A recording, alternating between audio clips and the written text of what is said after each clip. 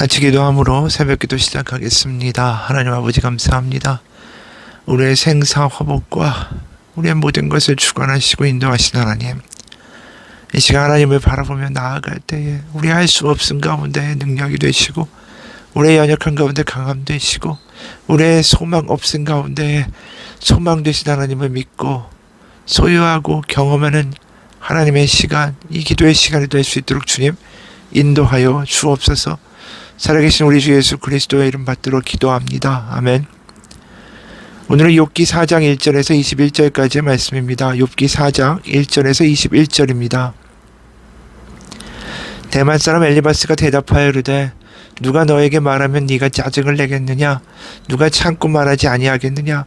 보라, 전에 네가 여러 사람을 훈계하였고 손이 늘어진 자를 강하게 하였고 넘어지는 자를 말로 붙들어 주었고 무릎이 약한 자를 강하게 하였거늘 이제 이 일이 너에게 이르면 네가 힘들어하고 일이 너에게 닥침에 네가 놀라는구나.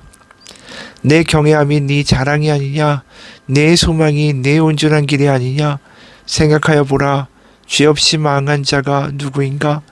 정직한 자의 끊어짐이 어디 있는가? 내가 보건대 악은 악을 밭갈고 독을 뿌리는 자는 그대로 거두나니 다 하나님의 입기운에 멸망하고 그의 콧김에 사라지느니라. 사자의 우는 소리와 젊은 사자의 소리가 그치고 어린 사자의 이가 부러지며 사자는 사냥한 것이 없어 죽어가고 암사자의 새끼는 흩어지느니라. 어떤 말씀이 내게 가만히 이르고 그 가느다란 소리가 내게 들렸었나니 사람이 깊이 잠들 즈음 내가 그 밤에 본 환상으로 말미암아 생각이 번거로울 때에 두려움과 떨림이 내게 이르러서 모든 뼈마디가 흔들렸느니라. 그때의 영이 내 앞으로 지나매 내 몸에 털이 쭈뼛하였느니라. 그 영이 서 있는데 나는 그 영상을 알아보지는 못하여도 오직 한 영상이 내 눈앞에 있었느니라. 그때 내가 조용한 중에 한 목소리를 들으니 사람이 어찌 하나님보다 의롭겠느냐? 사람이 어찌 그 창조하신 이보다 깨끗하겠느냐? 하나님은 그의 종이라도 그대로 믿지 아니하시며 그의 천사라도 미련하다 하시나니 하물며 흙집에 살며 티끌로 털을 삼고 하루살이 앞에서라도 무너질 자이겠느냐? 아침과 저녁 사이에 부스러져 가루가 되며 영원히 사라지되 기억하는 자가 없으리라. 장막줄이 그들에게서 뽑히지 아니하겠느냐? 그들은 지혜가 없이 죽느니라. 아멘. 욥을 위로하기 위해서 세 친구가 오는데 그 중에 엘리바스가 드디어 입을 열어 욥에게 말하죠. 옆에서 욥이 지금 자신의 잉태된 날, 태어난 날을 저주하고 차라리 죽는 것이 훨씬 나았는데 왜 태어나서 이 고통을 겪게 하시느냐고 하나님한테 이야기할 때에 이 욥의 이야기를 듣고 엘리바스가 드디어 한마디를 시작합니다. 사실 우리가 이 욥의 세 친구를 보면서 너무나도 쉽게 이들이 욥을 정죄한다라고 이야기하지만 이들도 나름대로 깊은 생각을 하면서 거기에 대한 욥에 대한 말에 대한 반응을 하는 것이죠. 실제로 2장 11, 13절까지 보면 이런 말이 나옵니다. 그때 욥의 친구 세 사람 곧 대만 사람 엘리바스와 수아 사람 빌닷과 나아마 사람 소발은 욥이 모든 재앙을 만나서 고생한다는 소식을 듣고 욥을 달래고 위로하려고 저마다 집을 떠나서 욥에게로 왔다. 그들이 멀리서 욥을 보았으나 그가 욥인 줄 알지 못하였다. 그들은 한참 뒤에야 그가 바로 욥인 줄 알고 슬픔을 못 이겨 소리내어 울면서 겉옷을 찢고 또 공중에 티끌을 날려서 머리에 뒤집어 썼다. 그들은 밤낮 이래 동안을 욥과 함께 땅바닥에 앉아 있으면서도 욥이 겪는 고통이 너무나 처참하여 입을 열어 한마디도 할 수 없었다. 그들도 이런 비참한 상황 가운데 어떻게 하나님을 이해해야 하는가? 왜 하나님은 욥에게 이러한 끔찍한 고난을 주시는가? 그 옆에서 계속 생각하지 않았을까요? 그리고 엘리바스가 나름대로 생각하는 그 답을 이렇게 이야기하는 거죠. 세 번역으로 2절에서 5절입니다. 누가 너에게 말을 걸면 너는 짜증스럽겠지. 말을 하지 않으려고 했지만 참을 수가 없어. 생각해보아라. 너도 전에 많은 사람을 가르치기도 하고 힘없는 자들의 두 팔을 구스에게 붙들어 주기도 했으며 쓰러지는 이들을 격려하여 일어나기도 하고 힘이 빠진 이들의 무릎을 굳게 붙들어 주기도 했다. 이제 이 일을 정작 네가 당하니까 너는 짜증스러워하고 일이 정작 너에게 닥치니까 낙담하는구나.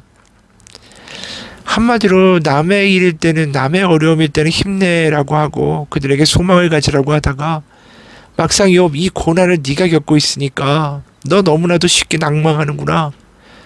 그 한마디로 무슨 이야기냐면 정신 차리란 이야기예요. 그래서 6절에 하나님을 경외하는 것이 너의 믿음이고 온전한 길을 걷는 것이 너의 희망이 아니냐. 이 정신 차리라, 소망을 가지라, 하나님이 주시는 회복을 믿으라, 이렇게 이야기하는 거죠. 참 어떻게 보면 너무나도 힘든 사람에게 가혹한 이야기를 한다라고도 볼 수 있습니다. 그 고통과 고난 가운데 같이 울어주기보다는 먼저 소망을 가지라고 이야기하고 그 다음에 네가 이 고난을 겪는 이유가 이거다라고 너무나도 쉽게 엘리바스는 이야기를 해대기 시작합니다. 7절이에요.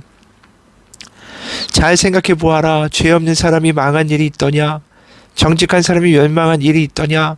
내가 본대로는 악을 갈아 재난을 부리는 자는 그대로 거두더라. 지금 이런 끔찍한 고난은 바로 네가 악을 뿌렸기 때문이다. 하나님의 징계다. 네가 죄를 짓고 또 문제가 있으니까 이런 고난이 오는 것이고 하나님이 이유 없이 너에게 고난을 주실 리는 없다. 그래서 이 고난을 벗어날 수 있는 유일한 길은 회개뿐이다. 결국 이 말을 하고 싶은 거죠.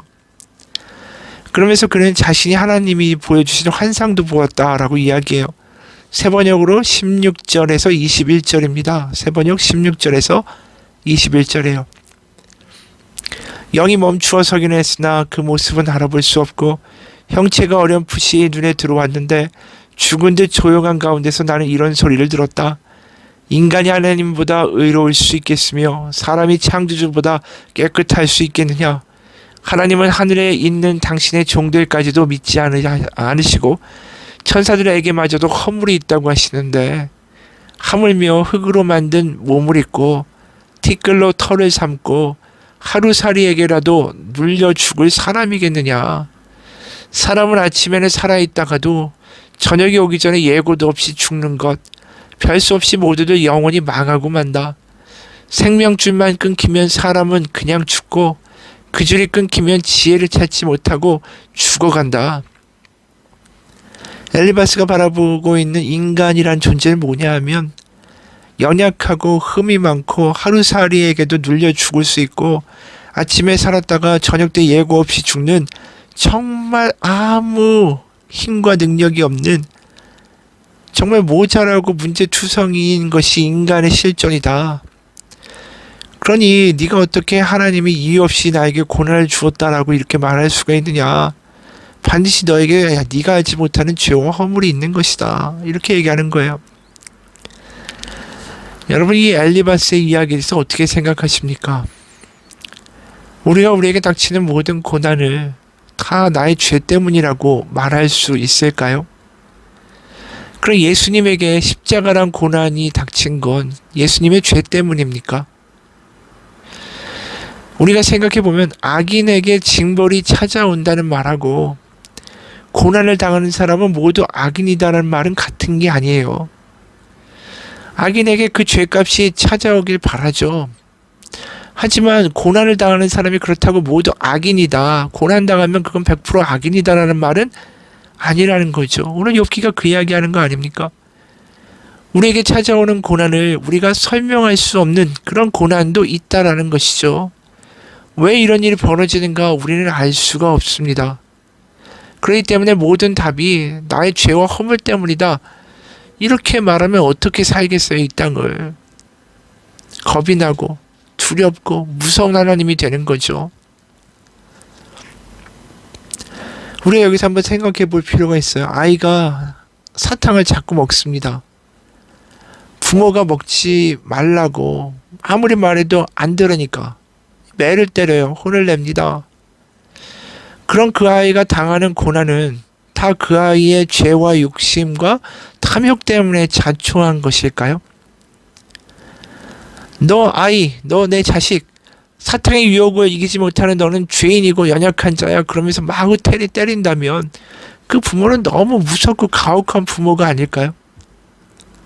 근데 부모는 알죠. 아이가 그렇게밖에 할 수 없는 건 아이가 연약하고 선악을 구별하기에는 그 알고 있는 지식이 떨어지기 때문이다라는 걸 알고 있어요. 우리가 아이를 볼 때도 그런데 하나님이 우리를 보실 때는 어떻겠느냐라는 거죠.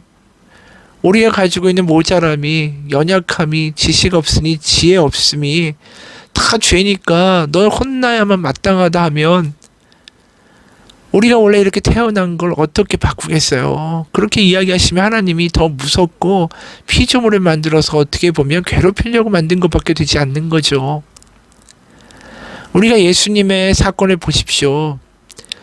예수님이 창기와 세리와 문둥병자 이들과 함께 식사하시고 이들을 아브라함의 딸, 하나님의 딸이라고 부르시고 그걸 보면 그 당시 경건하다고 이야기한 나는 죄가 없어 혼날 게 없어라고 말하는 바리새인들 그들이 아니라 오히려 아까 말한 창기 세례 문둥병자 아픈 이들을 하나님의 딸이라고 부르시는 거 아니에요? 그건 보면 오히려 연약하다라는 게 하나님께 나아가는 길이 되고 있다라는 걸 역설적으로 보게 되죠. 우리가 연약하기 때문에 아버지를 찾고 그럼 우리의 아버지 되신 하나님이 우리를 긍휼의 눈으로 바라보시고 우리 가운데 동행하시고 그게 예수님이 보여주신 복음 아니에요? 그러니까 지금 엘리바스의 이야기는 네가 연약한 것 자체가 죄라고 말하는 거죠. 그게 아니에요. 그럼 하나님이 완전히 왜곡되죠. 너무나도 무섭고 엄하고 두려운 하나님이 되는 것 아닙니까? 그러니까 이 엘리바스가 하나님을 바라보는 이 견해가 완전히 왜곡돼 있어요. 마치 바리새인 같이. 그래서 엘리바스는 여기에다가 자기가 환상을 봤다. 그러면서 인간은 그저 생명줄이 끊어지면 아무것도 아닌 마치 하나님의 그 꼭두각시 같은 존재고 흙으로 만들어진 인간은 정말 하찮은 존재다라고 이야기해요. 그 이야기를 보면서 아 말이 참 겸손하다. 그래 맞는 이야기다 라고 하지만 사실 하나님이 흙으로 만든 인간에게 호흡을 불어넣으시고 이 세상을 다스리라고 그분의 형상으로 빚어 만드셨다라고 이야기하는 거 아닙니까? 그러니까 하나님이 자신의 형상으로 빚어 만드셨다라고 하는 사람이라는 존재를 이 엘리바스는 완전히 하찮고 별 볼 일 없고 하나님이 거들떠도 볼 필요가 없는 무의미한 어떤 존재로 만들어 버리고 있다라는 거죠.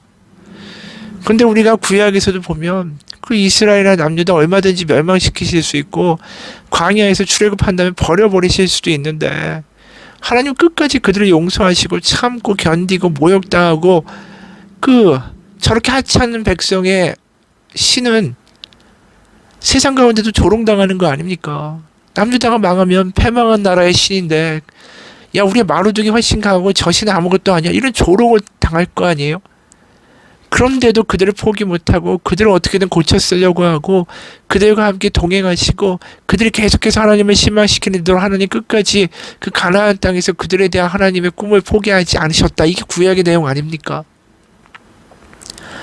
어떻게 보면 이스라엘 포기하시지 못하는 쩔쩔매신 하나님의 모습 그리고 그 아들 예수 그리스도까지 이 땅에 보내시는 하나님의 모습 그걸 생각하면 우리 하나님 우리 사랑하신 하나님의 눈에 우리의 허물이 그저 한심하고 우리의 연약함이 벌받아야 되고 저주받아야 하는 것으로만 보이게 될까요? 아니라는 거죠. 앞서 말한 것처럼 우리의 연약함이 아이의 연약함이 부모의 눈에 죄가 아니에요. 우리 그 연약한 가운데 가르쳐줘야 되고 돌보아 주어야 되고 바른 길로 이끌어가야 하는 게 부모의 마음인 거죠. 그래서 엘리바스가 그냥 너무나도 간단하게 욥의 고난 이건 너의 죄 때문이야 라고 말하는 건 하나님을 너무 모질고 너무 매서운 신으로 만드는 꼴이다 라는 것입니다. 어떻게 보면 하나님을 자기도 모르면서 오해하고 그러면서 마음대로 하나님 이런 하나님이야 라고 욥에게 말하고 있는 교만을 떨고 있는 거죠. 실제로 우리가 욥기 1장 8절에 보면 하나님이 욥을 신뢰하고 계시다라는 게 분명하잖아요. 그런데도 지금 아지도 못하면서 엉뚱한 소리를 하면서 하나님을 자신이 만든 피조물을 학대하는 분으로 만들어 버린 거예요. 여러분 욥기를 보면서 그런 생각이 들어요. 믿음은 내가 생각하는 것이 옳다. 내가 생각하는 대로 될 것이다. 이루어질 것이다. 내가 생각하는 것이 성취되는 것을 믿는 게 믿음이 아니에요. 그건 거래죠. 엘리바스도 하나님 이런 하나님이야 정해놓고 자기 머릿속에 상자 안에다가 가둬놓고 하나님 이렇게 되는 거고 이렇게 하실 거고 이렇게 돼야만 한다라고 요구하는 거 아니겠어요? 우리가 하나님과 거래하려는 게 아니잖아요. 내가 이렇게 하려고 하고 하나님 이런 분이시니까 이렇게 해서 이렇게 내가 원하는 때에 이렇게 이루어 주셔야만 해요. 이걸 믿는 게 우리가 믿음이라고 하는 게 아니라 진짜 믿음은 내가 원하는 대로 되지 않고 때로는 정말 어이없는 일이 발생한다 할지라도 하나님은 선한 분이고 그분이 나를 향한 선한 계획을 지금도 갖고 계시다. 하나님은 여전히 나에게 좋은 아버지시다. 나에게 가장 좋은 길을 인도하신다. 그걸 믿는 게 진짜 믿음이다라는 거죠. 그게 부모와 자식의 관계예요. 그러니까 욥은 부모와 자식의 관계를 어떻게 보면 하나님 앞에 요구를 하는 것이고 엘리바스는 자꾸만 자신이 생각하는 엉뚱한 하나님을 욥에게 이야기하는 거죠. 어느 분이 이런 글을 썼습니다. 제목은 이런 교회는 가지 마세요. 부제는 이사를 가든 이민을 가든 이에요. 내용은 이렇습니다. 자기 교회 큰 건물 가졌다고 자랑, 다윗 목사가 자기 입으로 자기 유명하다고, 능력 있다고, 교회 헌금 많다고 자랑, 유력한 인물이 교회에 많다고 자랑, 목사 입에서 이런 말이 나오는 교회는 가시면 안 됩니다. 왜요? 복음의 반대는 자랑이기 때문이죠. 저 그리스도의 특징은 늘 힘을 과시하는 것이고 그러기에 어린 양을 사모하는 교회를 가십시오. 자기를 부인하고 희생하는 교회로 가십시오. 그런 교회, 그런 성도가 되십시오. 많은 기독교의 문제가 뭐냐 하면 하나님은 내가 11조를 많이 하고 내가 어떤 인풋을 투입을 많이 하고 헌신하고 기도하고 뭘 하면 그거에 대한 대가로서 내가 원하는 것을 줄 것이다 라는 이런 공식이 지금 기독교를 다 망치고 있는 거예요. 이게 번영복음이죠. 내가 하나님한테 작정하고 뭘 했더니 이렇게 복을 주셔서 내가 세상에서 이렇게 성공했습니다. 계속 그런 간증만 넘쳐나는 거예요. 실제로 하나님한테 열심히 살고 헌신하고 이름 없고 빛 없는 곳에서 헌신하는 분들이 우리가 말하는 세상적인 성공이나 결과를 못 본다고 하면 그들은 절대 간증 자리에 세우지 않죠. 잘된 사람만 간증하게 하니까. 그러니까 예수 믿고 교회 잘 섬기면 부자가 된다, 잘 된다, 성공한다, 자식이 번영된다 이런 식의 이야기만 자꾸만 하게 되니까 이게 굉장히 이기적인 신앙 아니겠어요? 그리고 하나님을 그런 식으로 자기 안에 상자 안에 넣어가지고 하나님은 거래를 할 수 있는 하나님이다라는 것을 머릿속에다 넣어주는 거죠. 근데 한번 생각해 보세요. 아이들이 아빠가 집에 오면 너무 반가워해요. 근데 이유는 아빠가 좋아서가 아니라 아빠가 매일 사다 주는 간식 때문에 아빠를 더 기다린다라고 하면 그게 얼마나 아빠 입장에서 슬프고 끔찍하고 아픈 이야기겠어요. 세상 가운데 그렇게 뼈빠지게 일하고 모욕당하고 힘들고 지치고 그러면서 집에 들어와서 아이들을 반갑게 맞아보려고 하는데 아이들은 아빠를 반기는 게 아니라 아빠가 사오는 간식이나 선물만을 반가워한다. 그 아빠의 마음에 그것만큼 상처가 없겠죠. 그게 우리의 모습일 수 있다는 거예요. 하나님과 우리의 관계. 사탄이 바로 그 지점을 공략하는 거죠. 욥이 아무 이유 없이 아무 대가 없이 하나님 그렇게 잘 믿는 거 아닙니다. 그러면서 욥기의 핵심어가 나오죠. 까닭 없이. 욥기 1장 9절에 이런 말이 나와요. 사탄이 여호와께 대답하여 이르되 욥이 어찌 까닭 없이 하나님을 경외하리까. 욥기는 결국 우리에게 묻는 것입니다. 하나님을 선물 때문에 사랑합니까? 아니면 하나님이 정말로 아버지시기에 그분을 사랑합니까? 당신의 믿음은 무엇입니까? 욥기는 진지하게 우리에게 묻고 있습니다. 같이 기도하겠습니다. 하나님, 우리가 하나님을 믿지만 예기치 않은 일들과 때로는 우리가 볼 때 너무 안타깝고 왜 이런 일이 벌어지는지 알 수 없는 일들이 우리 주변 가운데 일어납니다. 하나님, 그럴 때 정말로 믿음을 쓸 수 있고 이런 상황 가운데도 하나님 우리의 아버지 되시고 나를 지키시고 나를 바라보시고 나를 향한 하나님의 선한 계획이 있다는 것을 믿는 믿음 가지고 살아갈 수 있게 도와주옵소서. 욥기는 오늘 우리에게 바로 나에게 진지하게 믿습니다. 너 하나님 왜 믿니? 바로 그 질문에 우리의 믿음의 고백을 할 수 있는 오늘 하루가 되게 하여 주옵소서. 살아계신 우리 주 예수 그리스도의 이름 받들어 기도합니다. 아멘.